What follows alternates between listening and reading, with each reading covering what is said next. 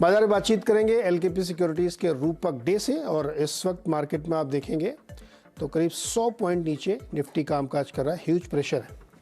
और bank Nifty 450 point नीचे है। मिड कैप में भी अच्छी खासी गिरावट और एडवांस डिक्लाइन काफ़ी बिगड़ चुका है।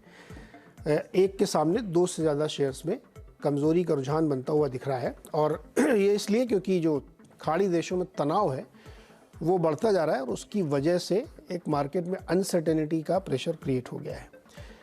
अगर आप अमेरिका के क्यूज़ देखेंगे तो वहाँ से भी बॉन्ड यील्ड बढ़ने की तमाम सारे संकेत बहुत पॉजिटिव नहीं थे, इसलिए दबाव बनता हुआ दिख रहा है और अच्छी खासी गिरावट मार्केट में देखने को मिल रही। अक्रॉस द बोर्ड अगर आप देखेंगे तो सेलिंग प्रेशर यहाँ पे आपको देखने को मिलेगा। और रूपक से बातचीत करते हैं। रूपक, ये जो 100 पॉइंट की गिरावट है बाजार में, इसके बाद कौन से स्तर महत्वपूर्ण रह गए हैं अभी? जी देखिए, अगर हाफ आवरली चार्ट देखते 30 मिनट चार्ट में निफ्टी का सपोर्ट रहेगा 19,650। तो ओवरऑल पिछले कुछ दिनों से निफ्टी एक 200 पॉइंट का रेंज में घूम रहा है। जैसे ऊपर में 19,850, नीचे में सपोर्ट है 19,650 और 30 मिनट चार्ट में 200 सिंपल मूविंग एवरेज का सपोर्ट रहेगा। तो फर्दर अगर निफ्टी फॉल करता है और 19,650 के नीचे जाता है तो फर्दर सेलिंग आ सकता है। तो अभी फिलहाल साइडवेज रहेगा 650 के नीचे फर्दर सेलिंग, जो कि निफ्टी को 19,250 तक लेके जा सकता है। तो जब तक 19,650 होल्ड है तब तक बाय ऑन डिप स्ट्रेटेजी अपनाना चाहिए। 19,850 के ऊपर फर्दर बाइंग आ सकता है मार्केट में। ओके, ये तस्वीर बनती दिख रही। अच्छा, कुछ स्टॉक्स में बहुत अच्छी खासी गिरावट देखने को मिल रही है और कुछ में है कि थोड़ा थोड़ा संभलने की कोशिश कर रहे हैं। जैसे नतीजों के बाद सिंजीन में आप देखिए 7.5% की कमज़ोरी देखने को मिल रही। बायोकॉन में भी आज अच्छी खबर नहीं थी, यूएस एफडीए का नोटिस था तो 6.5% वो भी नीचे। सिंजीन में क्या राय बनती है रूपक आपकी? ये सिंजीन तो ब्रेकडाउन दिया, डेली चार्ट में स्ट्रॉन्ग ब्रेकडाउन है। तो अभी फिलहाल इसका 200 डे का सपोर्ट रहेगा जो कि 690 के आसपास है। तो 690 तक एक बार जा सकता है, फर्दर सेलिंग आ सकता है अगर 690 तो टूटता है तो। तो अगर किसी को बाई करना है तो 690 के स्टॉप लॉस में बाई कर सकता है, 690 टूटे तो वापस एग्जिट करना है।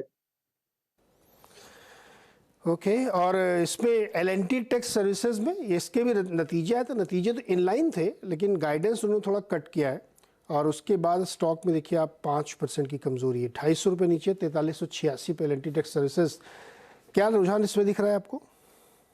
जी, इसमें एक कंसोलिडेशन ब्रेकडाउन है डेली चार्ट में और 100 डेज मूविंग एवरेज के नीचे, सॉरी 55 डेज मूविंग एवरेज के नीचे भी ट्रेड कर रहे हैं। तो फिलहाल नेगेटिविटी तो दिख रहा है, बट इमीडिएट सपोर्ट है 4300 में। 4300 टूटा तो फर्दर सेलिंग आ सकता है, अदरवाइज एक बार बाइंग दिख सकता है, डिमांड आ सकता है अराउंड 4300 के पास।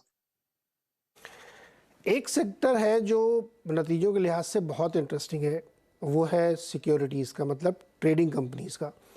आपने एंजल वन के रिजल्ट देखे होंगे, बहुत ही बढ़िया थे। फिर आईआईसी सिक्योरिटीज़ के, आईसीआईसीआई के बहुत अच्छे नतीजे थे। आईएफएल वेल्थ के नतीजे बहुत अच्छे थे। आईआईएफएल सिक्योरिटीज़ के रिजल्ट भी बहुत अच्छे आए। स्टॉक 15-16% ऊपर है। रूपक, आपकी नज़र पड़ी क्या आईएफएल सिक्योरिटीज़ में? जी हाँ, ये स्टॉक ने एक अपवर्ड कंसोलिडेशन पैटर्न का ब्रेकआउट दिया और कंटिन्यूअसली क्रिटिकल मूविंग एवरेज को सस्टेन कर रहे हैं। आज का वॉल्यूम भी सॉलिड है, आरएसआई भी इंडिकेट कर रहे हैं पॉजिटिव मोमेंटम शॉर्ट टर्म के लिए। तो मेरे ख्याल से शॉर्ट टर्म में इसका जो रेजिस्टेंस रहेगा वो रहेगा 128, 130। तो वो तक एक बार ट्राई करना चाहिए स्टॉक। इस माहौल में भी कुछ विनिंग ट्रेड है, जैसे सिप्ला में अच्छी मजबूती है, डॉक्टर रेड्डीज में ही, फार्मा सेगमेंट सन फार्मा में भी एक अच्छी तेज़ी है।